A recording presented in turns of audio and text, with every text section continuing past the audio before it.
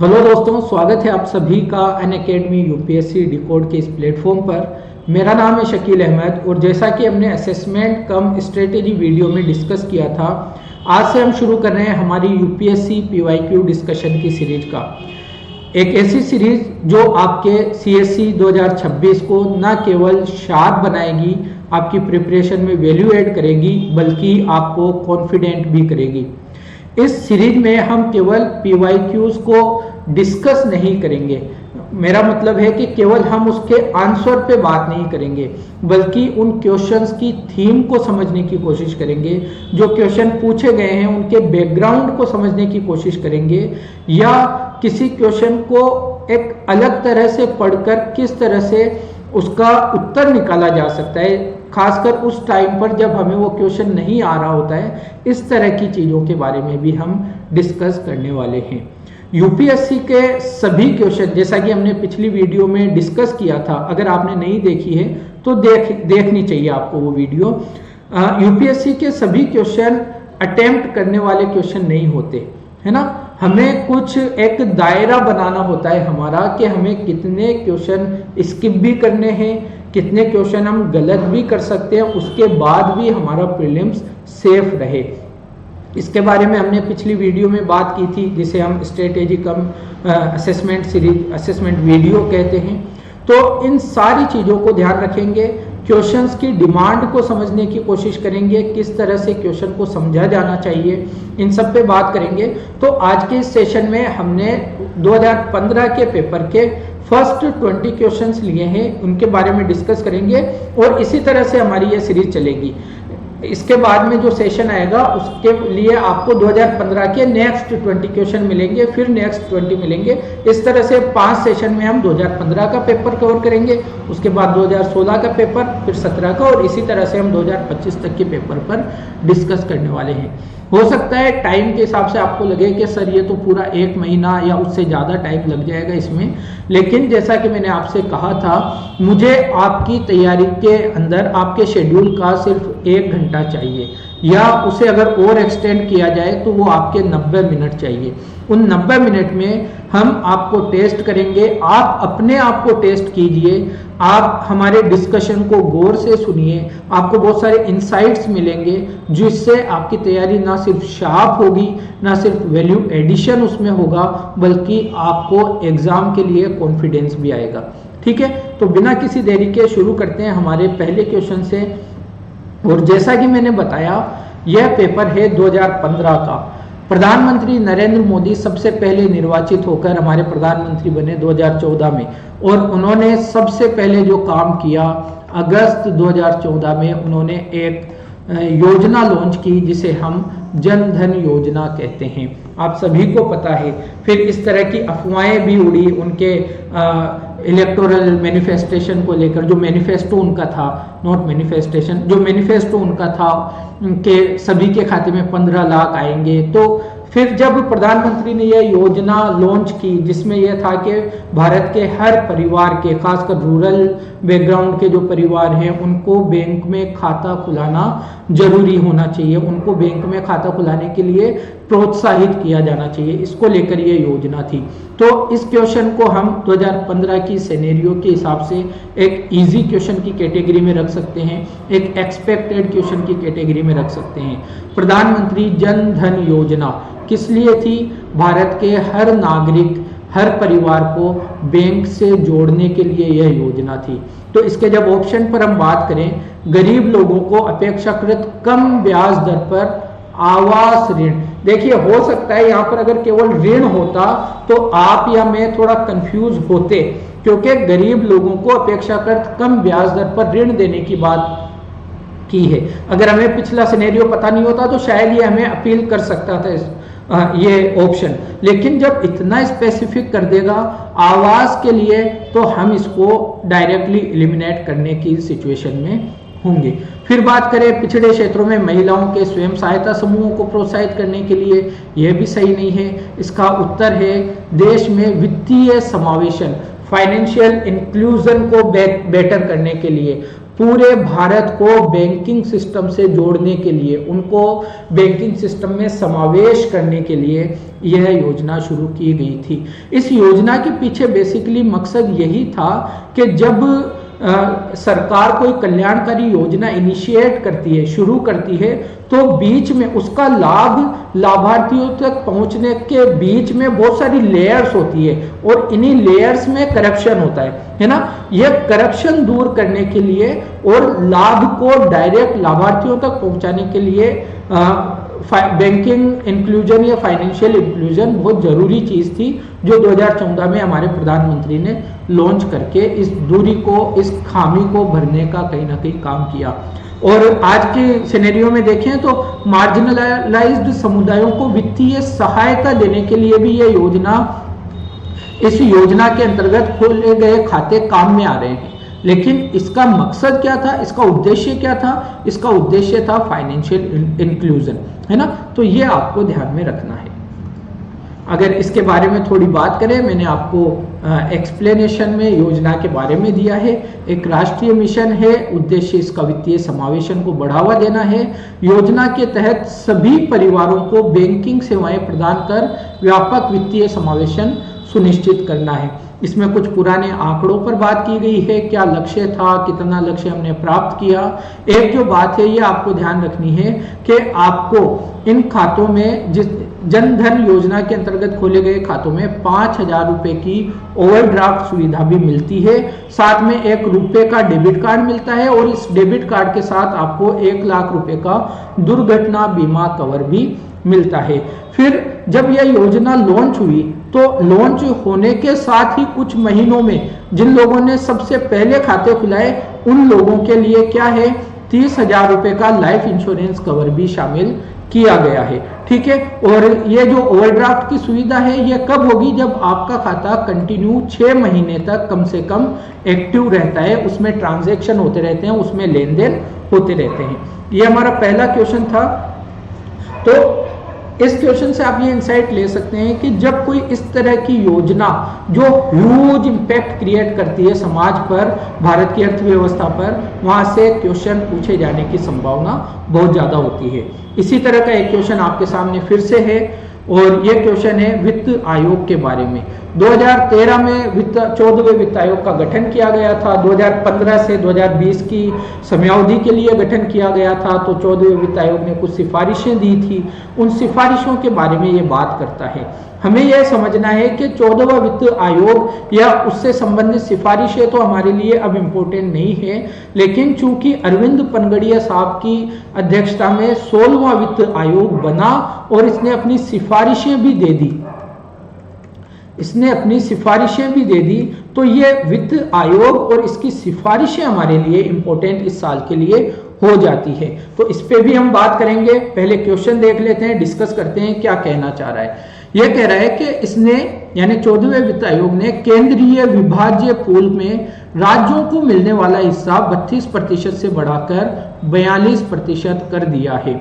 बिल्कुल सही बात है। 13वें वित्त आयोग तक क्या था, जो पूरा वित्त आयोग का काम, देखो आपको पता होना चाहिए क्या है। सेंट्रल गवर्नमेंट को जो भी कर राजस्व प्राप्त होता है, जो भी टैक्स रेवेन्यू कलेक्ट होता है, इसको राज्यों के साथ बांटने का फॉर्मूला देता है वित्त आयोग। राज्यों के साथ बांटने का फॉर्मूला वित्त आयोग देता है। 13वें वित्त आयोग तक यह फॉर्मूला था कि केंद्र सरकार को जितना भी कर राजस्व प्राप्त होगा उसका 32% हम राज्यों के बीच में बांट देंगे। 14वें वित्त आयोग जो कि YV रेड्डी साहब की अध्यक्षता में था, इसने कहा कि 32 नहीं, हम इसे 42% करेंगे। तो यह सिफारिश उनकी बिल्कुल ठीक थी। हालांकि आपको यह ध्यान रखना है कि जब वित्त आयोग कोई सिफारिश देता है तो राष्ट्रपति के लिए या डायरेक्टली इनडायरेक्टली कहें तो सरकार के लिए उसकी सिफारिश को मानना जरूरी नहीं है, लेकिन यह परंपरा देखी गई है, यह आचरण देखा गया है कि जनरली जब वित्त आयोग कोई सिफारिश करता है तो सरकार उसे एक्सेप्ट करती है। एक डेवलपमेंट और आपको यहाँ पे ध्यान रखना है कि जब 15वां वित्त आयोग बना NK सिंह की अध्यक्षता में, इसने इस डिवोल्यूशन को 42% की जगह 41% किया। इसके पीछे का कारण ये था कि 2019 में हमने जम्मू कश्मीर और लद्दाख के रूप में 2 नए यूनियन टेरिटरीज बनाई थी और इन यूनियन टेरिटरीज के डेवलपमेंट के लिए इस 42% में से 1% हिस्सा अलग से रखने की सिफारिश की गई थी और शेष राज्यों में 41% डेवोल्यूशन के बारे में बात की गई थी। तो पहला स्टेटमेंट एकदम करेक्ट है, इसको कोई भी आपको डाउट में नहीं रहना है। पुराना क्वेश्चन है, इससे इंसाइट ये लेनी है कि वित्त आयोग हमारा ज्यादा इंपॉर्टेंट है। बाकी 13वें वित्त आयोग तक हमें सेक्टर स्पेसिफिक सिफारिशें भी मिला करती थी और 14वें वित्त आयोग से वो सिफारिशें बंद हो गई। तो यहाँ पर हम क्या कहेंगे, इसको गलत मानेंगे। पहला ऑप्शन आपका ठीक है। थोड़ा सा फैक्ट देख लेंगे, उसके बाद हम बात करेंगे 16वें वित्त आयोग की। पेन कहाँ पर है? पेन ये रहा, है ना। तो भारतीय संविधान का अनुच्छेद 280 है, वित्त आयोग की बात करता है और वित्त आयोग की सिफारिशों को संसद के समक्ष रखवाया जाएगा। यह कौन कहता है? अनुच्छेद 281 यह बात कहता है।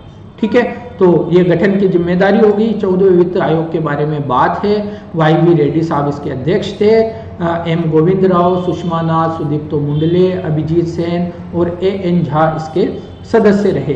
तो आपको यही ध्यान रखना है कि जो 16वां वित्त आयोग है जिसके अध्यक्ष अरविंद पनगड़िया जी हैं, उनके सदस्यों के बारे में आप थोड़ा ध्यान रख लीजिए, हो सकता है पूछ ले एग्जाम में। ठीक है, बाकी सिफारिशें तो मैं आपके लिए लेकर आया हूं, सिफारिशों पर तो हम यहाँ पर बात करने वाले हैं।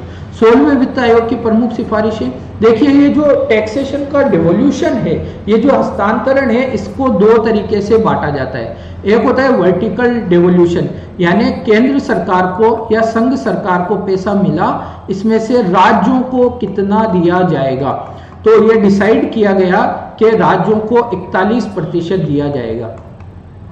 अब ये 41% पैसा राज्यों के बीच में भी तो बांटा जाएगा। 28 राज्य हैं हमारे देश में, उन 28 राज्यों के बीच में किस आधार पर बांटा जाए, यह फॉर्मूला भी वित्त आयोग ही देता है। और इस बार वित्त आयोग ने एक स्टैंडर्ड नया जोड़ा है, एक पुराने स्टैंडर्ड को घटाया है और पुराने जो स्टैंडर्ड बरकरार रखे हैं उनके वेटेज को कम या ज्यादा भी किया है। आइए देखें, पहले एक मानदंड था आय अंतराल का, आय अंतराल के वेटेज को कम किया है हमने और 42.5% किया है। जनसंख्या के वेटेज को हमने बढ़ाया है, 17.5% किया है। जनसांख्यिकी प्रदर्शन, यानी इस टाइम पीरियड के दौरान कौन से राज्य की जनसंख्या कितनी तेजी से बढ़ रही है, तो जब जनसंख्या तेजी से बढ़ रही है, इस चीज को हमें प्रोत्साहित करना चाहिए या हतोत्साहित करना चाहिए? हमें हतोत्साहित करना चाहिए। तो जनसंख्या प्रदर्शन वाले मानदंड को हमने वेटेज इसका कम किया है 2.5% से। तो इससे क्या होगा, जो राज्य जनसंख्या कंट्रोल की पॉलिसीज बना रहे हैं, नीतियां बना रहे हैं, उन राज्यों को ज्यादा पैसा मिल सकेगा और वह फिर इस तरह की, और दूसरे राज्य जो पॉलिसीज अब तक नहीं बना रहे हैं उनको भी एक बूस्ट मिलेगा कि यार हमें भी इस तरह की पॉलिसीज पर काम करना चाहिए, है ना। तो इस तरह की चीजें। क्षेत्रफल के आधार पर पहले 15% वेटेज था, लेकिन अब 10% वेटेज है। वनावरण को सेम रखा गया है। कर एवं राजकोषीय सुधार वाले मानदंड को अब की बार हटा दिया गया है और कोई राज्य भारत की जीडीपी में कितना योगदान देगा उसको अब की बार शामिल किया गया है। वापस इन शॉर्ट बताता हूं, आय अंतराल को कम किया गया है, जनसंख्या वाले मानदंड में वेटेज को बढ़ाया गया है, केवल जनसंख्या वाले में बढ़ाया गया है, बाकी सब में कम किया गया है। समान रखा गया है, वन आवरण को समान रखा गया है। डिलीट किया गया है, कर एवं राजकोषीय सुधार को डिलीट किया गया है। ऐड किसको किया गया? ऐड किया गया जीडीपी में योगदान को। हो गई बात खत्म, यही लाइनें इसमें लिखी हुई है। ठीक है, तो आप देखेंगे तो चीजें यही है, बाकी ज्यादा कुछ नहीं है, आपकी चीजें इससे क्लियर हो जाएगी। तीसरा क्वेश्चन 2015 के पेपर में पूछा गया। बाय द वे आपको पता हो कि ये ए सीरीज का पेपर है और इसके फर्स्ट 20 क्वेश्चन हमने लिए हैं। समाचारों में रहा था उस टाइम पर फोर्टालेजा उद्घोषणा, तो ये निम्नलिखित में से किससे संबंधित है? आपको हमेशा ध्यान रखना है कि जब इंटरनेशनल लेवल पर, खास तौर पर जिसमें भारत भी शामिल होता है, अगर कोई समिट होती है और उससे भारत के हित डायरेक्ट रूप से प्रभावित होते हैं, वो आपके एग्जाम पर्सपेक्टिव से बहुत ज़्यादा इंपॉर्टेंट हो जाता है। हम ये कह के निकल सकते थे कि ये वाला जो क्वेश्चन है ये करंट अफेयर्स का क्वेश्चन है, कहीं से भी आ जाएगा, नहीं। लेकिन जब आप देखते हैं फोर्टालेजा उद्घोषणा, फोर्टालेजा एक सिटी है ब्राजील की, और ब्राजील में ब्रिक्स का सम्मेलन हुआ था, छठा सम्मेलन ये था, और इसी सम्मेलन में इन सभी देशों ने मिलकर, अब ब्रिक्स में इंडिया इंपॉर्टेंट है क्योंकि चंद देशों का ये समूह है, तो इंडिया का वेटेज उसमें बहुत अच्छा खासा है, अच्छे कंट्री, बड़ी बड़ी कंट्रीज हैं, तो इंडिया उसमें इंपॉर्टेंट है, इंडिया के हित डायरेक्ट प्रभावित होते हैं। तो इस समिट में इन्होंने डिसीजन लिया था कि हम न्यू डेवलपमेंट बैंक का क्या करेंगे, गठन करेंगे। तो आपको पता होना चाहिए कि फोर्टालेजा उद्घोषणा या डिक्लेरेशन जो है वो न्यू डेवलपमेंट बैंक के गठन से डायरेक्टली रिलेटेड है, तो यह ब्रिक्स से संबंधित था, यह आपको ध्यान होना चाहिए। इस वाले चीज पर आप अपना आइडिया रखेंगे, आपको पता हो चीजें। ब्रिक्स के बारे में थोड़ा देखें तो अभी ये फोर्टालेजा के बारे में है, हमने इस पे बात कर ली। एनडीबी के बारे में आपको क्या करना चाहिए, एनडीबी के बारे में थोड़ी सी चीज़ों की रिसर्च कर लेनी चाहिए। एनडीबी का हेडक्वार्टर कहाँ पर है, कौन कौन से देश हैं, इंडिया का इसमें कितना हिस्सा है, चाइना का कितना है, इस तरह के क्वेश्चन यूपीएससी स्टेटमेंट पहले बनाए हैं, आगे भी बना सकता है। मैं बताना ये चाह रहा हूँ कि ब्रिक्स ने किया है एक्सपेंड, है ना। पहले ब्रिक्स जो 5 देशों का समूह होता था, ब्राजील, रशिया, इंडिया, चाइना और साउथ अफ्रीका, अब उसने एक्सपेंड किया है, अपनी मेंबरशिप को ओपन किया है, और नए देश इसके सदस्य बन गए हैं। तो आपको इसके बारे में भी जानकारी रहनी चाहिए। कहने का मतलब है कि ब्रिक्स एक बार फिर से चर्चा में है, और ब्रिक्स चर्चा में है क्योंकि भारत बहुत अच्छे से जुड़ा हुआ है, तो ये आपके लिए इम्पोर्टेंट है। पहले वाले देश आपको पता है, नए कौन से जुड़े हैं, इजिप्ट जुड़ गया है, ईरान जुड़ गया है, यूएई है, सऊदी अरबिया है और इथियोपिया है। इनकी जियोग्राफिकल लोकेशन आप आइडिया ले लें इनका, इनके पास में कौन से समुद्र हैं, कौन सी खाड़ियाँ हैं, इनकी राजधानी, कोई करंट इशू इनमें चल रहा है, कोई देश की राजधानी, किसी देश में कू तो नहीं हुआ है, तख्ता पलट तो नहीं हुआ है, ईरान का अभी इजराइल के साथ युद्ध शुरू हो गया है, एक तरह से खामेनेई की मृत्यु हो चुकी है इस युद्ध में, ऐसा सुनने में आ रहा है।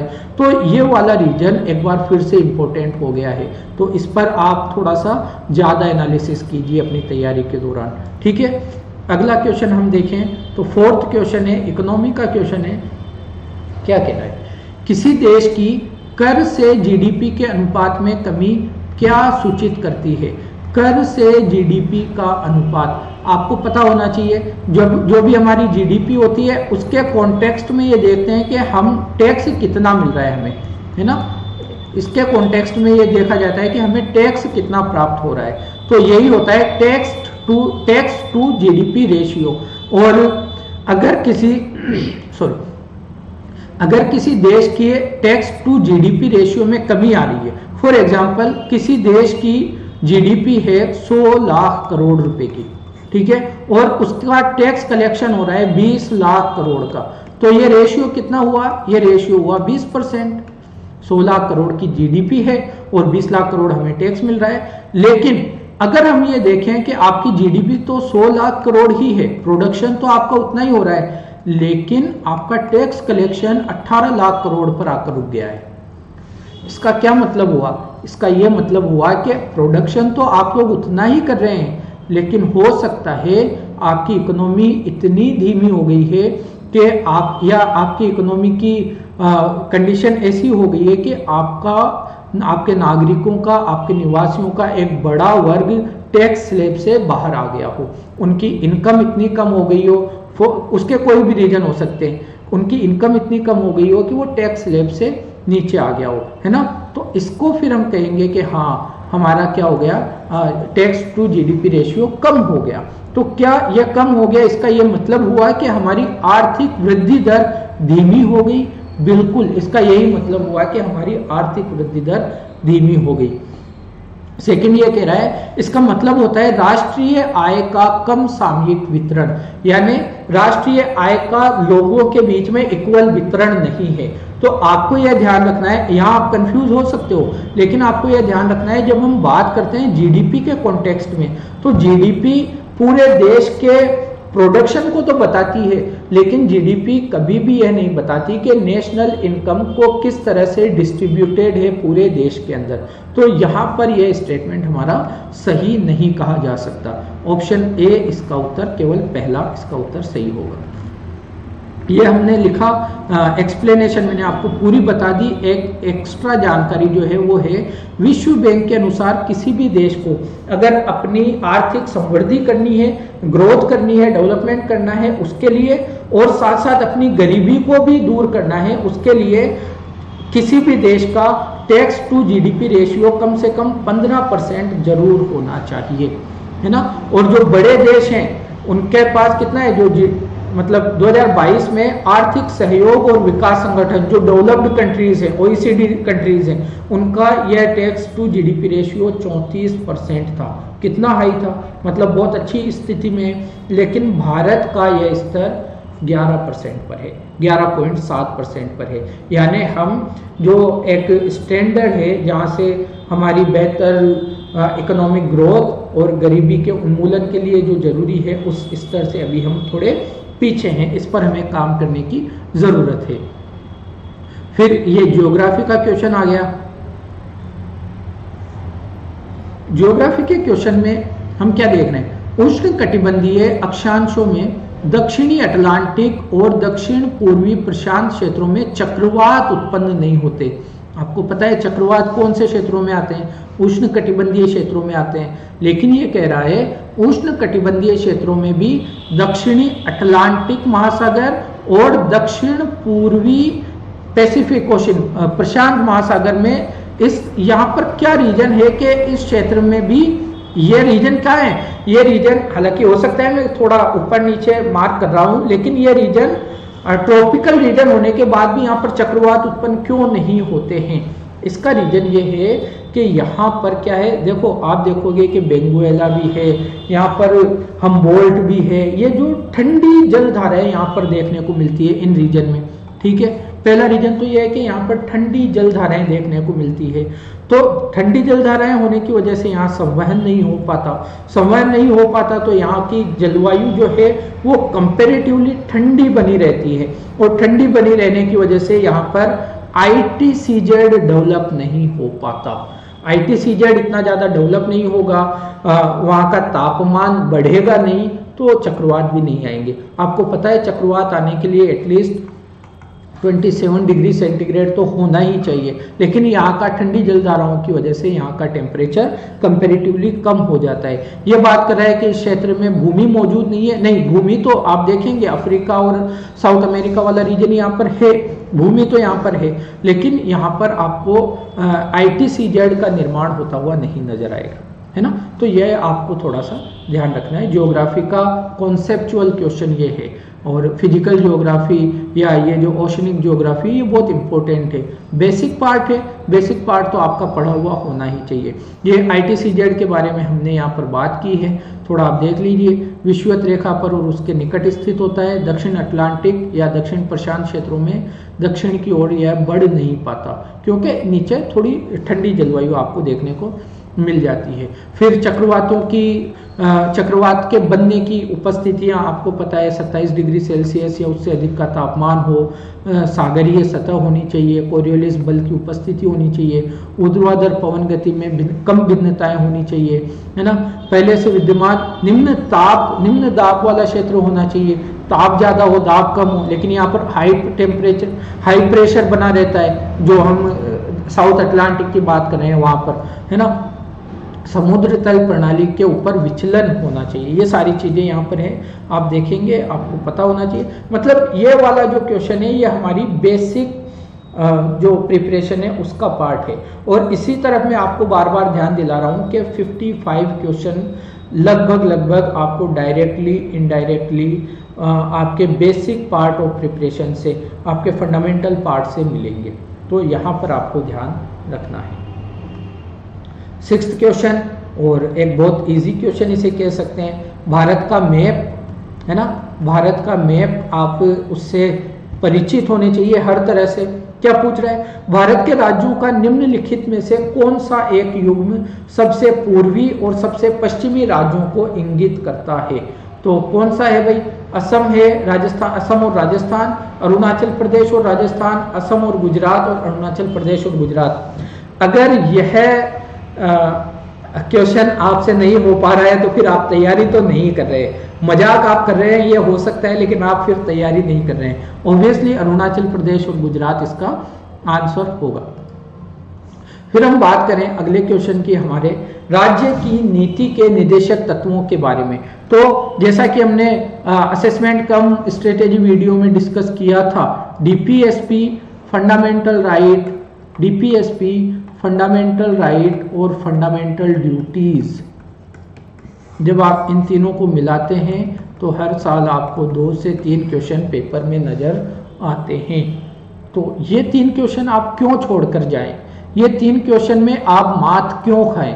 अपनी तैयारी को, करंट अफेयर कहीं से भी आएगा, ठीक है, एक लिमिटेड सोर्स में पढ़ेंगे और उतना ही पढ़ेंगे, जितना वहां से आ जाएगा, उससे आगे नहीं पढ़ पाएंगे, क्योंकि अथाह सागर है करंट अफेयर। लेकिन फंडामेंटल जो पार्ट है आपके सिलेबस का, वो तो पीवाईक्यू आपको आइडिया दे रहा है ना कि यहां से करके जाओ भाई, यहां से क्वेश्चन पूछे जाते हैं, ठीक है। तो ये है, तो क्या कह रहा है डीपीएसपी?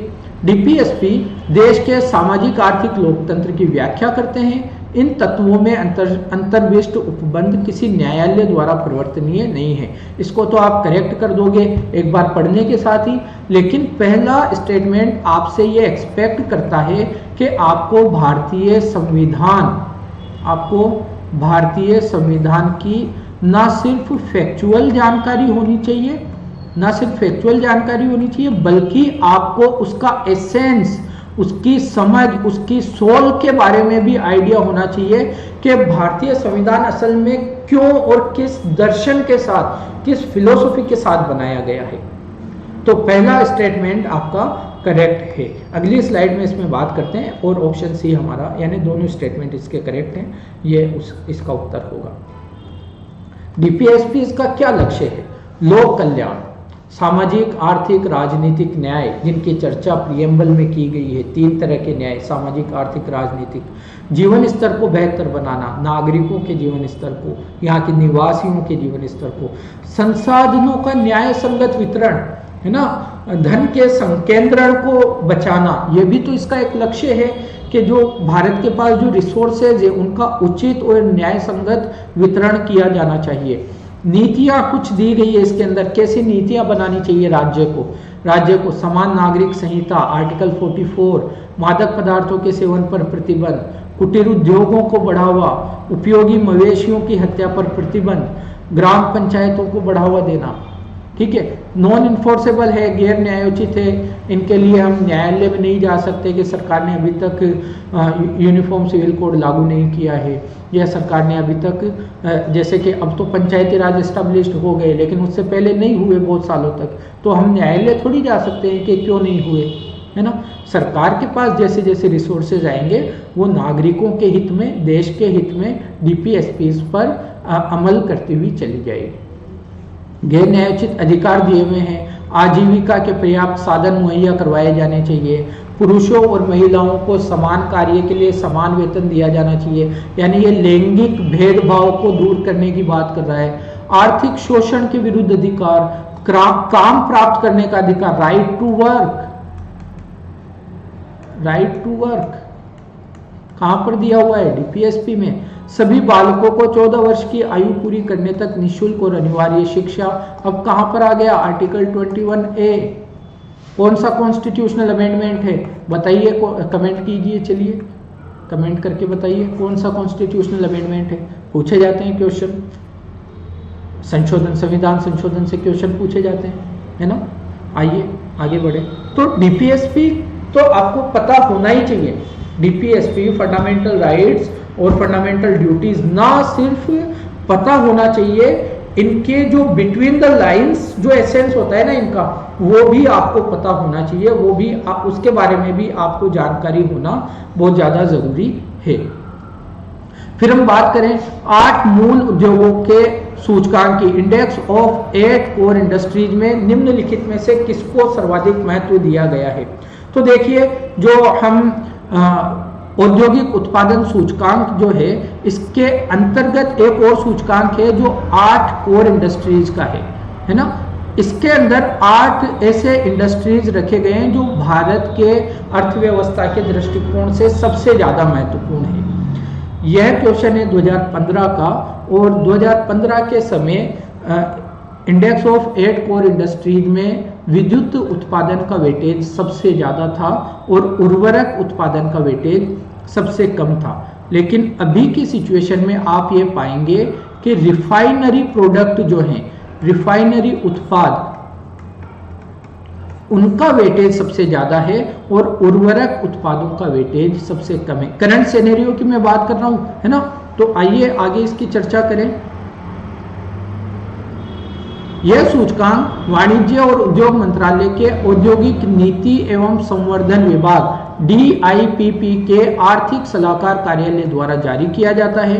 8 प्रमुख उद्योगों का मासिक सूचकांक है, एक उत्पादन मात्रा सूचकांक है। ICI यानी ये जो मासिक सूचकांक है, चयनित 8 प्रमुख उद्योगों में उत्पादन के सामूहिक और व्यक्तिगत प्रदर्शन को मापता है।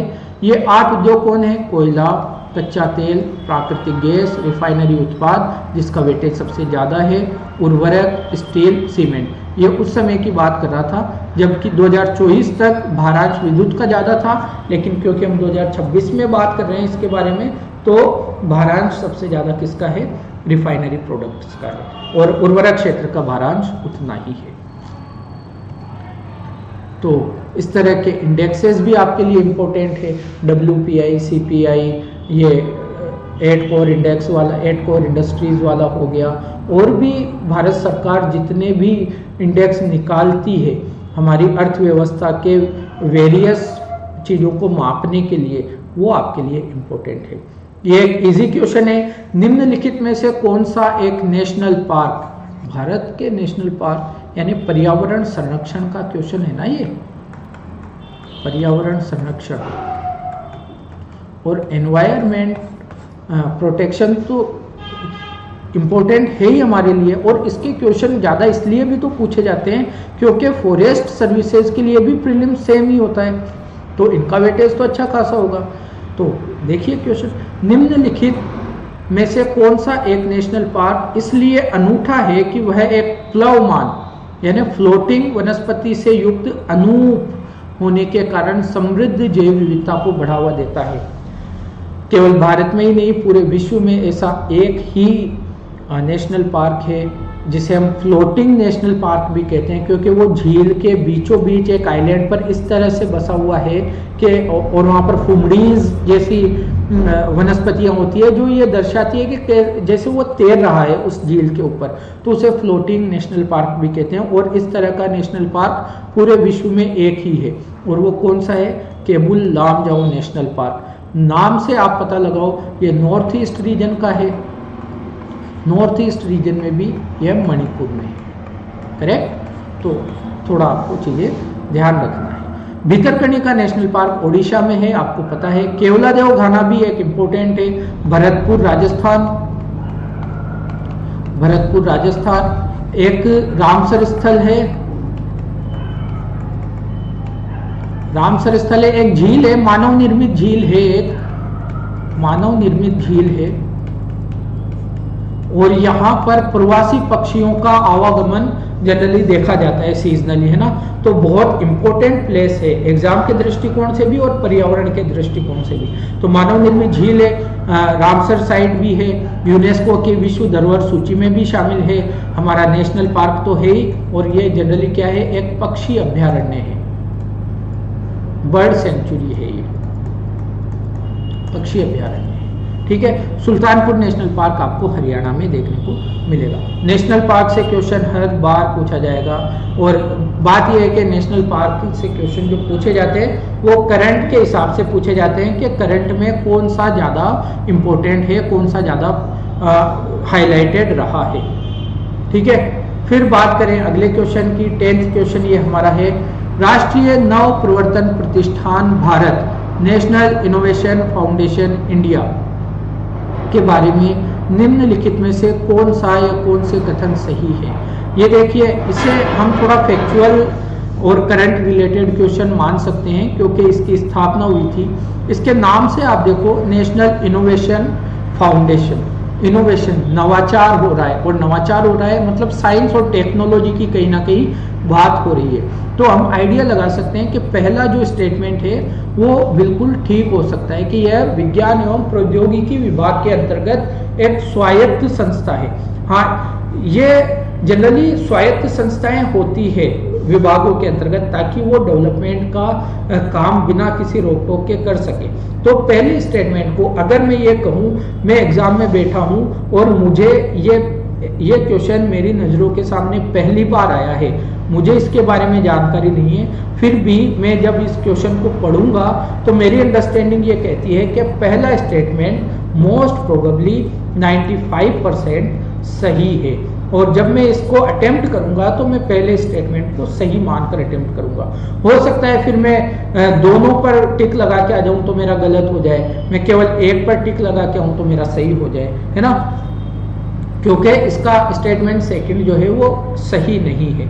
जनरली NIF फाउंडेशन की स्थापना इसलिए की गई थी कि जो लोग ऑर्गेनाइज्ड सेक्टर से जुड़े हुए नहीं हैं, फिर भी वो इनोवेशन को बढ़ावा दे रहे हैं, इसके अलावा जो लोग ऐसा पारंपरिक ज्ञान रखते हैं, ऐसा ट्रेडिशनल नॉलेज रखते हैं जिससे इनोवेशन को बूस्ट मिलता है, हो सकता है कुछ जनजातीय लोग हो या ग्रामीण क्षेत्र के लोग हो, उनके पास ऐसा कोई ज्ञान रहा हो जिससे नए इनोवेशन को बूस्ट मिले, प्रोत्साहन मिले, उन लोगों को इंस्टीट्यूशनल असिस्टेंस देने के लिए, उन लोगों के ज्ञान को यूज करते हुए नए इनोवेशन को बढ़ावा देने के लिए यह जो संस्था थी इसको एस्टैब्लिश किया गया था। दूसरा गलत है, इसका आंसर आपका विकल्प ए होगा जो कि सही उत्तर है। ठीक है, आइए कुछ देखने की बात है तो देख लेते हैं। ये वही बात है जो मैंने आपको बताया कि यह समाज के असंगठित क्षेत्र से संबंधित जमीनी स्तर के इनोवेटर्स और उत्कृष्ट पारंपरिक ज्ञान रखने वाले लोगों को संस्थागत सहायता प्रदान करता है। तो पहला सही था, दूसरा गलत था। 10 क्वेश्चन हो गए, आधा सफर हमारा कंप्लीट हुआ। अगला क्वेश्चन देखते हैं। ये क्वेश्चन देखिए, क्या कह रहा है, कृषि में नाइट्रोजनी उर्वरकों को अत्यधिक या अनुपयुक्त उपयोग का क्या प्रभाव हो सकता है। आप सिर्फ इस क्वेश्चन को ध्यान से पढ़ेंगे अगर, तो भी आप इसको अच्छे से अटेम्प्ट कर पाएंगे।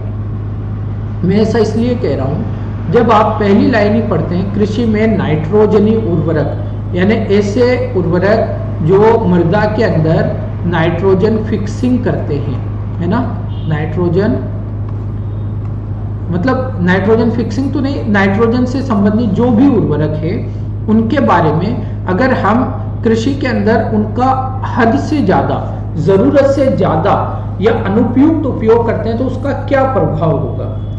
क्या आप इस लाइन से ये आइडिया लगा पा रहे हैं कि जब अनुपयुक्त उपयोग की बात होती है तो हम नुकसान की तरफ ही हमारा ध्यान ज्यादा जाएगा।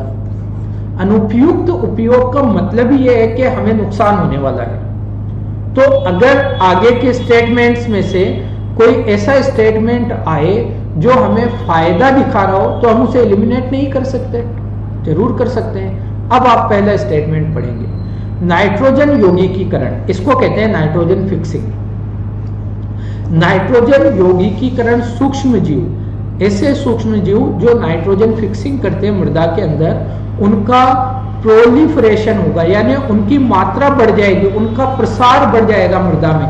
तो अगर नाइट्रोजन फिक्सिंग करने वाले सूक्ष्म जीवों का मृदा में प्रसार हो जाए तो मृदा तो ज्यादा उर्वर बन जाएगी ना भाई, मृदा ज्यादा उर्वर बन जाएगी। तो ये फायदा हुआ या नुकसान हुआ?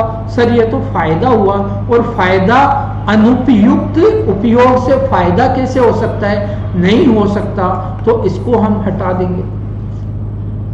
जब आप इसको हटाते हैं तो विकल्प ए आपका एलिमिनेट हो जाता है, विकल्प डी आपका एलिमिनेट हो जाता है। अब दोनों विकल्प आपको बताते हैं कि दूसरा तो सही है, दूसरा तो सही है कि मिट्टी की अम्लता में बढ़ोतरी हो सकती है। आप नहीं कह ही नहीं सकते क्योंकि आपके पास दो ही ऑप्शन बचे हैं, दोनों में ऑप्शन स्टेटमेंट 2 सही बताया हुआ है। और भूम जल ग्राउंड वाटर में नाइट्रेट का निक्षालन हो सकता है, नाइट्रेट की लीचिंग हो सकती है, तो बिल्कुल हो सकती है। ये एक जनरली नुकसान, अत्यधिक अनुपयुक्त उपयोग के नुकसान तो है ही है। तो इसका उत्तर होगा जनरली सी, विकल्प सी इसका सही उत्तर होगा। ठीक है, ये आइए मैंने आपको एक अलग अप्रोच से फर्स्ट स्टेटमेंट को एलिमिनेट करना बताया है। यहाँ पर आप जब स्टेटमेंट पढ़ेंगे तो प्रॉपर लॉजिक दिया हुआ है कि क्यों किस तरह से ये नहीं होगा, है ना। बाकी की आपको मिल जाएगी कि नाइट्रोजन युक्त उर्वरकों में अमोनियम और नाइट्रेट आयन होते हैं जो मिट्टी की अम्लता को बढ़ा सकते हैं। फिर आप देखेंगे इसका निक्षालन भी हो सकता है, अतिरिक्त नाइट्रोजन युक्त उर्वरकों से नाइट्रेट आयन मिट्टी से होकर भूमजल को दूषित कर सकते हैं, है ना। और ये क्या होगा फिर मानव स्वास्थ्य, विशेष रूप से शिशुओं और गर्भवती महिलाओं के लिए हानिकारक हो सकता है। हमारा नेक्स्ट क्वेश्चन है IUCN और साइट्स को लेकर। बीच में थोड़ा सा इंटरप्ट हो गया था रिकॉर्डिंग, तो मैं फिर से इसे शुरू कर रहा हूँ, तो इसको मर्ज कर दूंगा। तो आप लोगों को अगर ऐसा लगे कि थोड़ी सी वॉइस का बेस बढ़ गया या कम हो गया तो आप मैनेज कीजिएगा। 12th क्वेश्चन है। अब ये क्वेश्चन आपको देखने में बहुत बड़ा लगेगा, लेकिन एक्चुअली ये पूछ क्या रहा है, ये कह रहा है कि IUCN और साइट्स के बारे में कुछ स्टेटमेंट्स दिए हुए हैं, उनके बारे में आपको कुछ बताना है, डिस्कस करना है। तो पढ़ लेते हैं इसको। प्रकृति एवं प्राकृतिक संसाधनों के संरक्षण के लिए अंतर्राष्ट्रीय संघ यानी IUCN और साइट्स के संदर्भ में निम्नलिखित कथनों में से कौन सा सही है। हो सकता है बड़ा क्वेश्चन देख के आपको शुरू में डर लगे, लेकिन जब आप इस क्वेश्चन को पढ़ेंगे तो आपको पता चलेगा कि अगर क्वेश्चन ये कहता ना सिर्फ IUCN और साइट्स, तो आप शायद ज़्यादा कंफ्यूज हो जाते हैं। लेकिन जब आपको पता चलेगा कि साइट्स क्या करता है, अंतर्राष्ट्रीय व्यापार पर कन्वेंशन है, पौधों के और वनस्पतियों के और प्राणियों के अंतर्राष्ट्रीय व्यापार को रेगुलेट करने से रिलेटेड साइट्स एक कन्वेंशन है।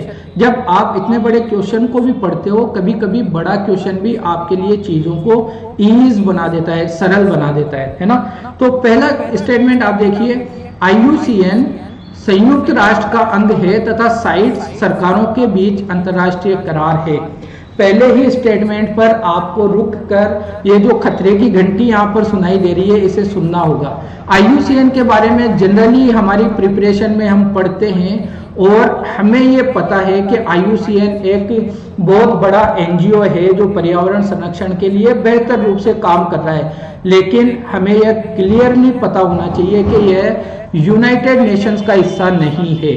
और यहीं पर हमारा ये क्वेश्चन सोल्व हो जाता है। जैसे ही आप पहले स्टेटमेंट को एलिमिनेट करते हो, अगले 3 ऑप्शन आपके खत्म हो जाते हैं और आपका उत्तर ऑप्शन बी निकल के सामने आता है। स्टेटमेंट 2 और 3 आपका करेक्ट है बिना इस क्वेश्चन को पढ़े हुए। तो यूपीएससी का ये तरीका रहा है क्वेश्चनों को इस तरह से गलत करने का। ठीक है, तो आपको यहाँ पर थोड़ा सा अपने माइंड को अटेंटिव रखना है क्वेश्चन को पढ़ते हुए। आगे पढ़ लेते हैं 2 स्टेटमेंट। IUCN प्राकृतिक पर्यावरण को बेहतर प्रबंधन के लिए विश्व भर में हजारों क्षेत्रीय परियोजनाएं चलाता है, इसमें कोई शक की बात नहीं है। IUCN के बारे में हम सुनते आते हैं। साइट्स उन राज्यों पर वैध रूप से आबद्ध कर है जो इसमें शामिल हुए हैं, लेकिन यह कन्वेंशन राष्ट्रीय विधियों का स्थान नहीं लेता। कंफ्यूजिंग स्टेटमेंट है, लेकिन ये सिंपली ये कहना चाह रहा है कि जो कंट्री साइट्स को रेटिफाई करती है, साइट्स को अप्रूव करती है, उस पर हस्ताक्षर करती है, साइट्स के प्रावधान उस कंट्री पर फिर बाध्यकारी हो जाते हैं। फिर उस देश को इसके प्रावधानों के ऊपर हमेशा अमल करना जरूरी हो जाता है। लेकिन साइट्स ये नहीं कहता कि आपने मुझे रेटिफाई कर दिया तो अब मेरे प्रावधानों को लागू करने के लिए आप अलग से कानून बनाओ। अलग से कानून बनाना यह जरूरी नहीं करता, लेकिन यह कानूनी रूप से बाध्यकारी हो जाता है। यहाँ से हर कन्वेंशन के बारे में क्वेश्चन पूछा जा सकता है, तो आपको इसके बारे में जानकारी होनी चाहिए। आगे व्याख्या में मैंने लिखा है ये IUCN के बारे में 1948 में इसका गठन हुआ था, इसकी स्थापना हुई थी, लेकिन IUCN UN का अंग नहीं है। इससे बाकी के तीनों ऑप्शन क्या हो जाते हैं, एलिमिनेट हो जाते हैं। साइट्स इंपॉर्टेंट है, साइट्स अपने आप में इंपॉर्टेंट है। देखिए साइट्स क्या करता है, वन्य प्राणी जात यानी वाइल्ड लाइफ एनिमल्स जो होते हैं और वनस्पति, या मैं सिंपल सा कहूं तो फ्लोरा एंड फोना का जो अंतरराष्ट्रीय व्यापार होता है उस व्यापार को रेगुलेट करने का काम करता है साइट्स। और यह रेगुलेशन इसलिए जरूरी है ताकि इन प्रजातियों के व्यापार से कहीं वो खत्म ना हो जाए, कहीं उनका अस्तित्व समाप्त ना हो जाए। तो पर्यावरण को बचाने के लिए इस तरह के व्यापार को रेगुलेट करना भी जरूरी है। उत्पत्ति की बात करें तो यह संकल्प तैयार हुआ 1963 में, 1975 में यह लागू हो गया। भारत इसका एक पक्षकार देश है, मतलब भारत ने इस पर हस्ताक्षर किए हुए हैं। टोटल 184 पार्टीज इसकी है। साइट्स में 3 महत्वपूर्ण अपेंडिक्स है, 3 महत्वपूर्ण परिशिष्ट हैं। पहली परिशिष्ट में ऐसी प्रजातियों को शामिल किया गया है जो वर्तमान में खतरे में हैं और उनके अंतर्राष्ट्रीय व्यापार को पूरी तरह से प्रतिबंधित किया जाना चाहिए, उनका अंतर्राष्ट्रीय व्यापार पूरी तरह से प्रतिबंधित होता है। दूसरी अपेंडिक्स जो है, दूसरी जो परिशिष्ट है, उसमें ऐसी प्रजातियों को रखा जाता है जो वर्तमान में खतरे में तो नहीं है, लेकिन अगर हम बिना रेगुलेशन के उनका व्यापार करेंगे तो वो खतरे में आ सकती है। दूसरा परिशिष्ट है। तीसरा परिशिष्ट ये कहता है कि ऐसी प्रजातियों को इसके अंतर्गत रखा जाता है जो वर्तमान में तो प्रचुर मात्रा में, बहुत ज्यादा मात्रा में है और निकट भविष्य में उनके समाप्त होने की कोई संभावना भी नहीं है, यानी कोई खतरा नहीं है उन पर। और साथ ही साथ में 1 या 2 कोई देश उसके संरक्षण के लिए कोशिशें भी कर रहा है, ठीक है, पूरे देश में पाई जा रही है और किसी देश के पूरी दुनिया के किसी कोने में कोई एक देश उसके संरक्षण के लिए प्रयास भी कर रहा है। तो हम मान के चलते हैं कि अभी इनकी संख्या अच्छी खासी है, कोशिशें भी हो रही है दुनिया के किसी कोने में, तो इनके अस्तित्व को कोई भी खतरा नहीं है। ये 3 परिशिष्ट है। यहाँ से क्वेश्चन यूपीएससी के फेवरेट है, पूछे जाते हैं, आपको ध्यान रखना है। अगला क्वेश्चन हम देखते हैं। देखिए एफआरपी, गन्ने के संदर्भ में जब हम बात करते हैं एफआरपी की और अन्य दलहन और अनाजों के बारे में जब हम बात करते हैं तो एमएसपी, ये कॉन्सेप्ट अपने आप में बहुत इंपॉर्टेंट है। इकोनॉमी की दृष्टि से, यूपीएससी में पूछे जाने की दृष्टि से यहाँ से क्वेश्चन पूछे ही जाते हैं। आइए पढ़ते हैं। गन्ने की उचित एवं लाभप्रद कीमत को निम्नलिखित में से कौन अनुमोदित करता है? जब आप ये क्वेश्चन पढ़ते हैं तो मुझे आपकी तैयारी पर इतना तो यकीन है कि आप नीचे के 2 ऑप्शन सी और डी को देखते ही हटा देंगे। आप कंफ्यूज कहां पर होंगे? आप कंफ्यूज होंगे आर्थिक मामलों की मंत्रिमंडलीय समिति और कृषि लागत और कीमत आयोग को लेकर। तो आपको यह यहाँ पर कंफ्यूजन को दूर करते हुए यह ध्यान रखना है कि कृषि लागत और कीमत आयोग ये फॉर्मूला देता है, यह फॉर्मूला देता है कि किस तरह से हमें एमएसपी की या एफआरपी की गणना की जानी चाहिए और उसका अनुमोदन, उसकी सिफारिश को एक्सेप्ट कौन करता है? उसकी सिफारिश को एक्सेप्ट करता है आर्थिक मामलों की मंत्रिमंडलीय समिति, जिसमें हमारे प्राइम मिनिस्टर होते हैं, एग्रीकल्चर मिनिस्टर होते हैं, है ना, फाइनेंस मिनिस्टर होते हैं और भी अन्य जो भी मंत्री होते हैं उनको उसमें शामिल किया जा सकता है। तो इसका ऑप्शन ए सही उत्तर है। इसकी एक्सप्लेनेशन अगर हम देखें तो जल्दी से देख सकते हैं। Fair and remunerative price Bharat में चीनी मिलों द्वारा गन्ना उत्पादकों को भुगतान किया जाने वाला न्यूनतम मूल्य है। न्यूनतम मूल्य, यह भी आपको ध्यान रखना है। आर्थिक मामलों की कैबिनेट समिति CCEA इसको मंजूरी देती है। इसमें प्राइम मिनिस्टर, फाइनेंस मिनिस्टर, कृषि मंत्री और अन्य वरिष्ठ मंत्री शामिल हो सकते हैं। और बात करें अगर कृषि लागत और मूल्य आयोग की, तो ये सिफारिशें करता है कि इस आधार पर, इस फॉर्मूले पर हमें एमएसपी या एफआरपी को लागू करना चाहिए।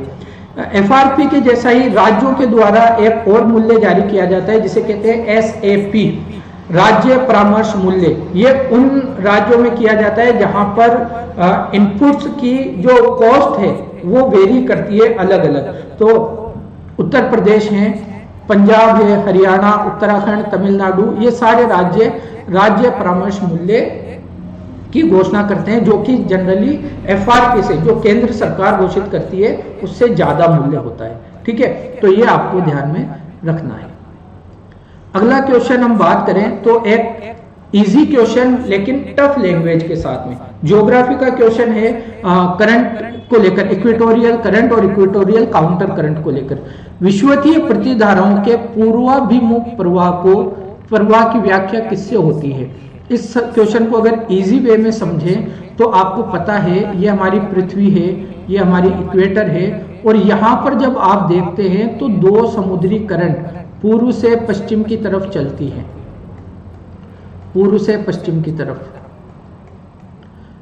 यह कह रहा है इन दोनों करंट के साथ साथ यहां पर काउंटर करंट भी चलना शुरू हो जाती है।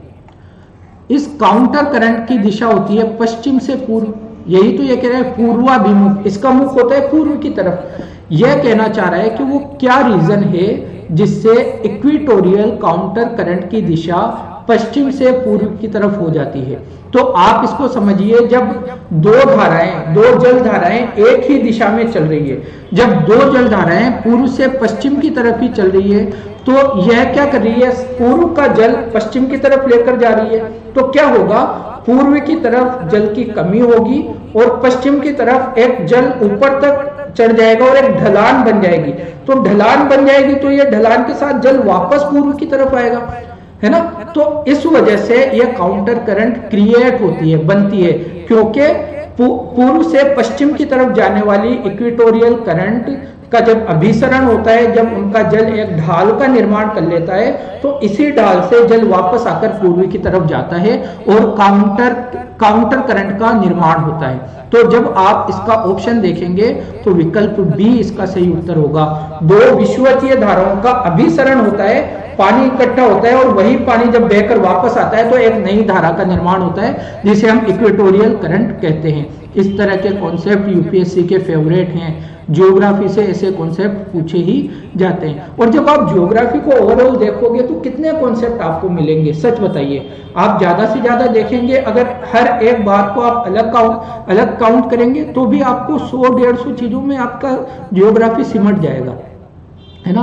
तो बस आपको क्या करना है, एक ब्रॉड एस्पेक्ट के साथ, एक ब्रॉड अंडरस्टैंडिंग के साथ में ज्योग्राफी या किसी भी सब्जेक्ट को जब आप पढ़ते हैं तो उसको एक ब्रॉड अंडरस्टैंडिंग के साथ में पढ़ना है। जब आप एक कॉन्सेप्ट पढ़ते हैं तो आपको इतना अप्लाई नेचर का होना चाहिए कि इस कॉन्सेप्ट से कौन कौन से डायमेंशंस कवर हो जाएंगे, कौन कौन से डायमेंशंस प्रभावित होंगे।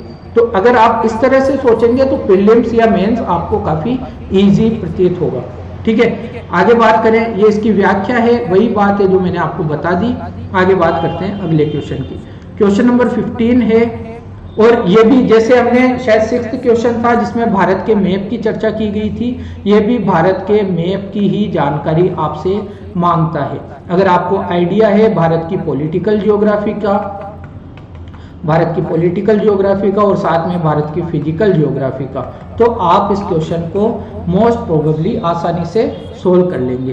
तीर्थ स्थान दिए हुए हैं और दिया हुआ है कि वह कौन सी पहाड़ियों पर है। श्रीशैलम आंध्र प्रदेश में है, जो कि नल्लामल्ला पहाड़ियों पर है, ये भी आंध्र प्रदेश में है, बिल्कुल करेक्ट ऑप्शन, करेक्ट पेयर ये है। लेकिन जब आप बात करोगे ओंकारेश्वर की, ओंकारेश्वर कहाँ पर है? ओंकारेश्वर आपको पता होना चाहिए मध्य प्रदेश में, और मध्य प्रदेश में आपको जनरली देखने को मिलती है विंध्यन पर्वतमाला। तो यहाँ पर ये पैर आपका गलत हो जाएगा।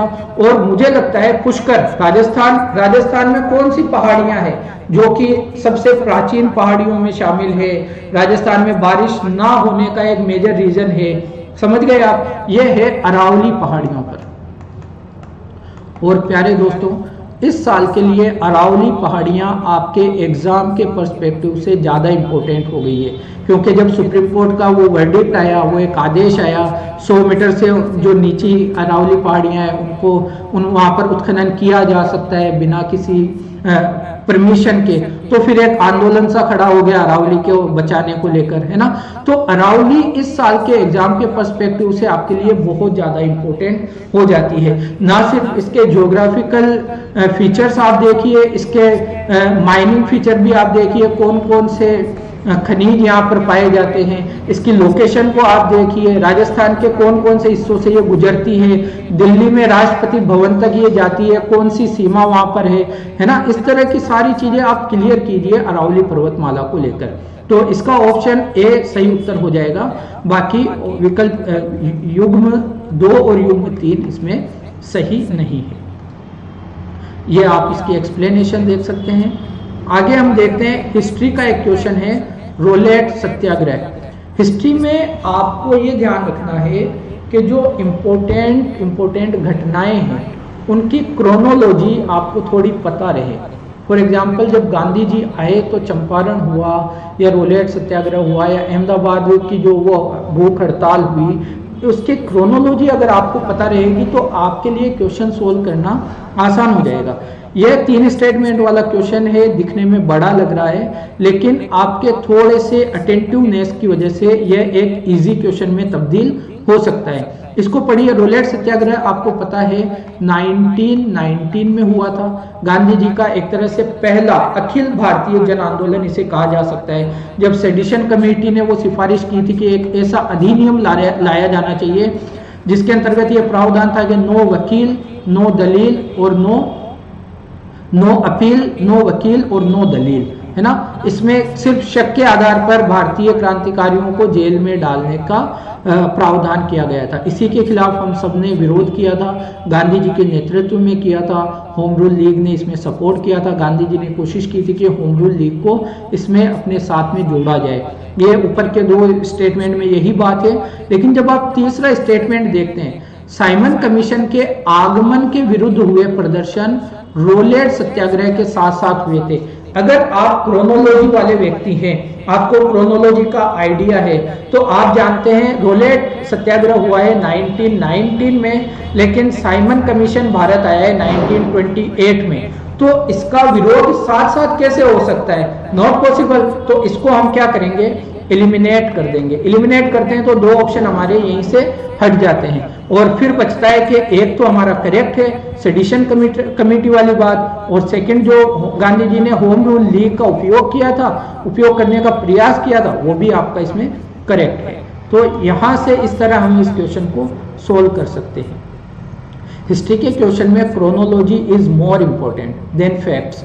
फैक्ट आप एक बार भूल भी जाएंगे, फैक्ट की प्रायोरिटी आप सेकेंडरी भी रखेंगे तो चलेगा। आपको क्रोनोलॉजी का एक आइडिया होना चाहिए, स्पेशली गांधी जी के आगमन के बाद वाली घटनाओं को लेकर। यहाँ से क्वेश्चन, क्योंकि नजदीकी घटनाएं हैं और क्वेश्चन जनरली पूछा जाता है। ये तो फिर भी आपको एक 10 साल का गैप वाला क्वेश्चन दे दिया, आप इजीली एलिमिनेट कर सकते हो। लेकिन ये भी देखा गया है कि यूपीएससी नजदीकी घटनाओं की क्रोनोलॉजी भी पूछ लेती है। आइए आगे चलते हैं। तो ये सारी इसके बारे में चर्चाएं हैं। साइमन कमीशन 1928 को आया था, हम सबको पता है, ठीक है। महात्मा गांधी ने उपाध्यक्ष के रूप में हार्निमैन और होम रूल लीग के प्रमुख समर्थन समिति के सदस्य के रूप में शामिल हुए थे। ये सारी चीजें हैं। अध्यक्ष बने थे महात्मा गांधी, उपाध्यक्ष थे हार्निमैन। तो ये हमने डिस्कस कर लिया है। ये करंट का क्वेश्चन था जो कि फैक्चुअल भी था। इसमें बहुत ज़्यादा समझाने लायक कुछ नहीं है, इसमें समझने लायक कुछ है। कोई रोग या कोई ऐसा बड़ा इवेंट होता है जिससे कोई देश सुर्खियों में रहते हैं, तो वह न्यूज़ आपके लिए एग्जाम पर्सपेक्टिव से इम्पोर्टेंट हो जाती है। जैसे निम्नलिखित में से किनका इबोला विषाणु के प्रकोप के लिए हाल ही में समाचारों में बार बार उल्लेख हुआ है? तो ये इसके लिए आपका उत्तर है गिनी, सिएरा लियोन और लाइबेरिया। अगला हम देखते हैं 18th क्वेश्चन। ईंधन के रूप में कोयले का उपयोग करने वाले शक्ति संयंत्रों से प्राप्त फ्लाई ऐश के संदर्भ में निम्नलिखित कथनों में से कौन सा या कौन से सही हैं? यानी पावर प्लांट्स जो बिजली का उत्पादन करने के लिए कोयले का प्रयोग करते हैं, उनमें वेस्ट के रूप में फ्लाई ऐश का निर्माण होता है। उस फ्लाई ऐश को आप किस किस काम में ले सकते हैं, यही पूछ रहा है। फ्लाई ऐश का उपयोग भवन निर्माण के लिए ईंटों के उत्पादन में किया जा सकता है। जनरली आजकल हम देखते भी हैं कि जो बड़ी सी काली काली ईंटें आती है, उनमें फ्लाई ऐश का ही इस्तेमाल किया गया होता है। ठीक है, फिर फ्लाई ऐश का उपयोग कंक्रीट के कुछ पोर्टलैंड सीमेंट अंश के स्थानापन्न के रूप में किया जा सकता है। तो ये भी स्टेटमेंट ठीक है, इसमें कुछ खराबी या कुछ इनकरेक्ट नहीं है। इनकरेक्ट जो है वो स्टेटमेंट थर्ड में है, और स्टेटमेंट थर्ड आपको कहता है केवल सिलिकॉन डाइऑक्साइड तथा कैल्शियम ऑक्साइड से बना होता है fly ash. Sorry, fly ash केवल सिलिकॉन डाइऑक्साइड और कैल्शियम ऑक्साइड से बना होता है और इसमें कोई विषाक्त तत्व नहीं होते। यहाँ पर आपको ध्यान देना है कि फ्लाई ऐश में विषाक्त तत्व होते हैं, इसलिए यह स्टेटमेंट आपका गलत हो जाएगा। बाकी स्टेटमेंट 1 और स्टेटमेंट 2 आपका करेक्ट है। आप देखिए यहाँ पर फ्लाई ऐश का उपयोग भवन निर्माण सामग्री के निर्माण और कंक्रीट में सीमेंट के स्थान पर निर्माण कार्य में किया जाता है। इसमें विषाक्त तत्वों barium, beryllium, boron, cadmium, chromium, thallium, selenium, molybdenum और पारा के अंश पाए जाते हैं। तो इसमें विषाक्त तत्व पाए जाते हैं, ये आपको ध्यान रखना है। लास्ट 2 क्वेश्चन है हमारे, ये एक इंपॉर्टेंट क्वेश्चन है। भारत में पाया जाने वाले स्तनधारी ड्यूगोंग के संदर्भ में निम्नलिखित कथनों में से कौन सा या कौन से सही हैं? डुगोंग एक समुद्री जीव है, इसको जनरली समुद्री गाय भी कहा जाता है। कहाँ पाई जाती है? इम्पोर्टेंट है, एक इम्पोर्टेंट प्रजाति है भारत में पर्यावरण की दृष्टि से, बायोडाइवर्सिटी की दृष्टि से। यह एक शाकाहारी जानवर है, बिल्कुल करेक्ट है, इसमें किसी तरह की कोई लाग लपेट वाली बात नहीं है, सही है। यह भारत के पूरे समुद्र तट, एक एक्सट्रीम टाइप का स्टेटमेंट है ना, पूरे समुद्र तट के साथ साथ पाया जाता है। यहां पर आपको रुकना होगा और इसे गलत करना होगा, क्योंकि यह जनरली तमिलनाडु वाला जो रीजन है, तमिलनाडु और श्रीलंका के बीच में जो 2 खाड़ियां है ना, मन्नार की खाड़ी और पाक की खाड़ी, यहाँ पर यह ज़्यादा पाई जाती है। इसके अलावा क्योंकि ये एक इम्पोर्टेंट प्रजाति है, तो इसे वन्यजीव संरक्षण अधिनियम 1972 की अनुसूची 1 के अधीन भी विधिक संरक्षण दिया गया है।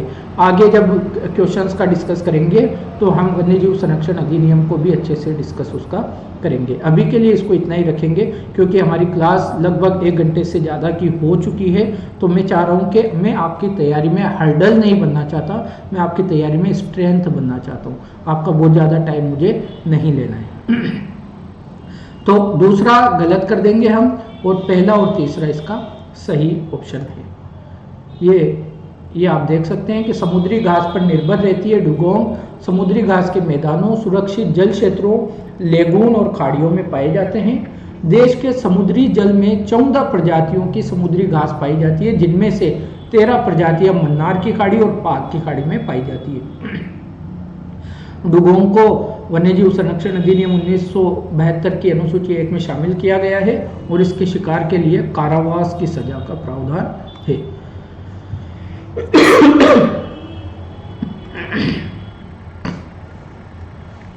डुगोंग के बारे में थोड़ी सी इंफॉर्मेशन मैं आप लोगों के लिए लाया हूं। भौगोलिक क्षेत्र अगर आपका इसमें देखें तो हिंद महासागर और पश्चिमी प्रशांत क्षेत्र में पाई जाती है। 48 देशों में यह व्यापक रूप से पाई जाती है। पर्यावास आप इसका देखिए, औसतन 10 मीटर की गहराई पर आपको देखने को मिलती है उष्ण कटिबंधीय उथले समुद्री पर्यावासों में।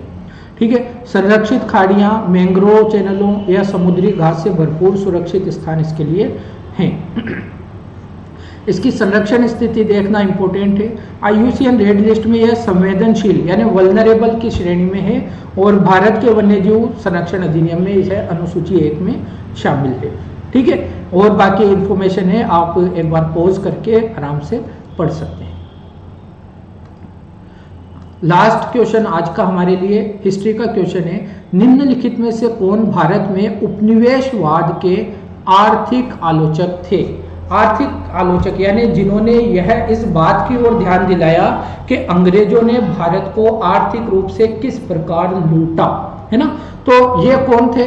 दादा भाई नौरोजी को हम जनरली जानते हैं जिन्होंने ड्रेन ऑफ वेल्थ की थ्योरी दी थी। लेकिन हमें यह भी पता होना चाहिए कि जी सुब्रमण्यम अय्यर और आर.सी. दत्त, रोमेश चंद्र दत्त, इन्होंने भी आर्थिक आलोचना की थी ब्रिटिश उपनिवेशवाद की। तो इसका सिंपल सा सीधा उत्तर है 1, 2 और 3। ये इसकी एक्सप्लेनेशन है। 1870 से 1905 के दौरान ब्रिटिश शासन का आर्थिक विश्लेषण करने वाले मुख्य नेता थे दादा भाई नौरोजी, एम.जी. रानाडे, रोमेश चंद्र दत्त, जी सुब्रमण्यम अय्यर आदि। आर.सी. दत्त ने भारत का आर्थिक इतिहास पुस्तक लिखी थी। सुब्रमण्यम अय्यर ने भारत में ब्रिटिश शासन के कुछ आर्थिक पहलू के नाम से पुस्तक लिखी थी। दादा भाई नौरोजी का योगदान हमें पता ही है। तो ये आज का हमारा सेशन था। उम्मीद करता हूँ आपको पसंद आया होगा। अगर आपको पसंद ना भी आया हो तो आप कमेंट कीजिए, बताइए कि क्या कमी रही, कहाँ पर हम इम्प्रूव कर सकते हैं। लास्ट में हो सकता है थोड़ा खांसी ज़्यादा रही, थोड़ा सा, क्योंकि मैं कंटिन्यू बात कर रहा हूँ और होली मंथ ऑफ रमज़ान चल रहा है तो पानी वगैरह हम पी नहीं सकते हैं इस वक्त। तो हो सकता है लास्ट में आपको थोड़ा सा इरिटेशन हुआ हो, लेकिन उसके लिए मैं आपसे क्षमा चाहता हूँ। फिर भी इस वीडियो के बारे में, इस कंटेंट के बारे में जो भी आपका फीडबैक रहे वह फीडबैक आप जरूर दीजिएगा, ताकि जो कमियां हैं उनको ठीक करने की तरफ काम करेंगे, जो एप्रिसिएशन है उनको एप्रिशिएट मैं भी करूंगा। ठीक है। एक शायर है पाकिस्तान के रहमान फारिस, फीडबैक का इंपॉर्टेंस मैं आपको बता रहा हूँ। हालांकि रहमान फारिस ये शेर एक तंज के रूप में, एक ताना मारने के रूप में कहते हैं, लेकिन मुझे लगता है कि ये फीडबैक देने के लिए इस शेर से अच्छा कुछ हो नहीं सकता। रहमान फारिस कहते हैं, नुक्ताची शौक से दिन रात मेरे ऐब निकाल। नुक्ताची आप क्रिटिक को कह सकते हो, एक व्यक्ति जो क्रिटिक होता है हमारा, जो हमारी कमियों को देखता है ना, तो वो कहते हैं कि नुक्ताची शौक से दिन रात मेरे ऐब निकाल। ए मेरे क्रिटिक, तू दिन रात मेरे ऐब निकाल शौक से। और ऐब निकालने के बारे में वो क्यों कहते हैं? क्योंकि जब ऐब निकल जाता है तो हुनर बचता है। जब सारे ऐब आप में से निकल जाएंगे तो हुनर बचेगा। तो मैं कह रहा हूँ आप अपना फीडबैक दीजिए, जो ऐब रहेंगे उनको निकालेंगे, हुनर को आगे बढ़ाएंगे। ठीक है। तो अपना ख्याल रखिए, अपनों का ख्याल रखिए। बाकी मिलते हैं अगले सेशन में। जय हिंद।